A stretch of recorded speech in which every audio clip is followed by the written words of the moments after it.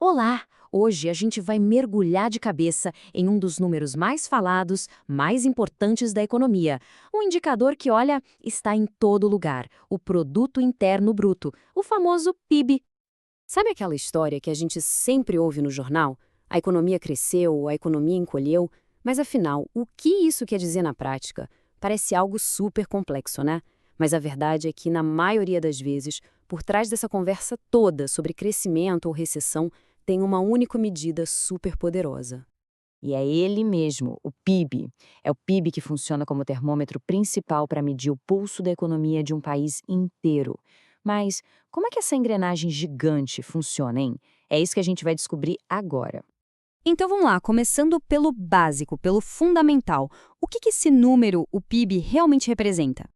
Bom, a definição formal é essa aí: o valor total em dinheiro de todos os bens e serviços finais, isso é importante, produzidos dentro de um país, normalmente em um ano.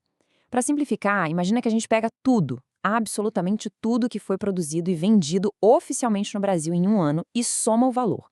Desde o cafezinho na padaria até a construção de um avião. Tudo isso entra na conta.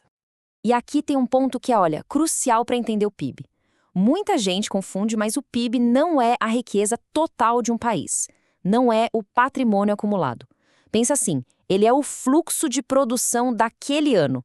É como se fosse o salário anual de um país e não a poupança que ele tem guardada no banco, sabe? É sobre a atividade, a dinâmica daquele período. Ok, entendido o que é. Mas como é que os economistas chegam nesse número, que é, convenhamos, gigantesco? A ideia de medir isso não é de hoje, não. E o jeito que se faz é bem interessante, dá uma olhada. Essa jornada para medir a economia de um país, ela começou lá atrás, no século XVII. Mas foi mesmo na Grande Depressão, nos anos 30, que a coisa ficou séria. Foi quando o economista Simon Kuznets desenvolveu o conceito que a gente usa hoje. Era uma ferramenta para entender a dimensão daquela crise.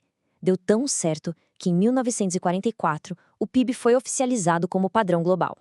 E o mais legal é que existem três jeitos diferentes de olhar para a economia para chegar no mesmo número, no mesmo resultado. É como olhar para a mesma montanha por três lados diferentes. Primeiro, pela ótica da produção. A gente soma o valor de tudo que a indústria, os serviços, o agronegócio produziram. Segundo, pela ótica da despesa. A gente soma tudo que foi gasto, o consumo das famílias, os investimentos das empresas, os gastos do governo. E, por fim, a ótica da renda. A gente soma toda a renda que foi gerada, ou seja, todos os salários e lucros. E por que dá o mesmo resultado?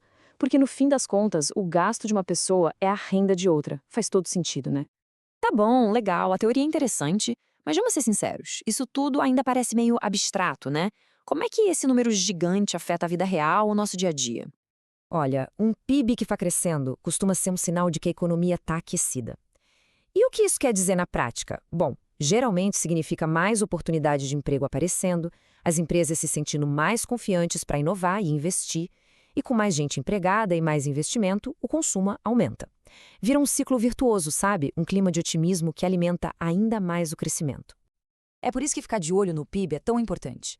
Para os governos, é uma bússola para criar políticas econômicas. E para todo mundo, é uma forma de entender melhor o que está acontecendo no país, quais são as oportunidades e os desafios que vêm pela frente.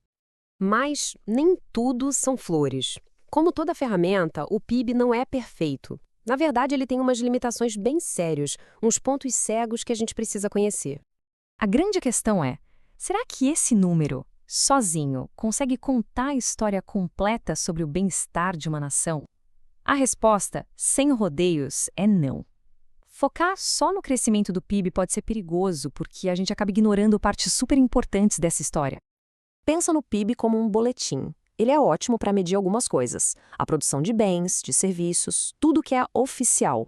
Mas ele deixa de fora um monte de coisa essencial.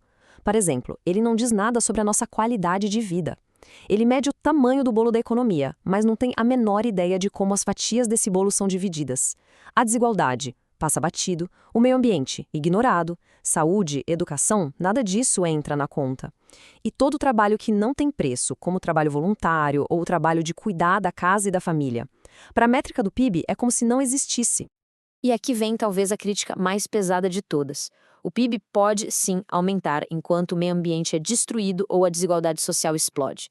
Pensa num exemplo bem maluco. Uma fábrica que polui um rio faz o PIB crescer. E aí, se o governo gasta uma fortuna para limpar esse mesmo rio, adivinha, o PIB cresce de novo. Ele não faz a menor distinção entre uma atividade que gera bem-estar e uma que cria um problema gigantesco. Então, no fim das contas, qual é o veredito sobre o PIB?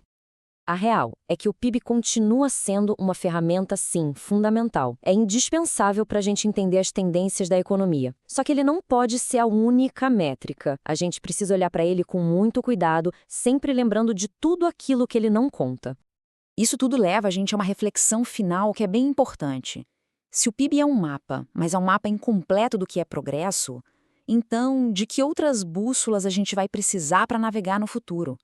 O PIB foi, sem dúvida, o grande guia da economia no século XX, mas para os desafios que a gente tem agora, no século XXI, coisas como sustentabilidade, desigualdade, talvez esteja na hora da gente começar a usar e a valorizar outros instrumentos para medir aquilo que realmente importa.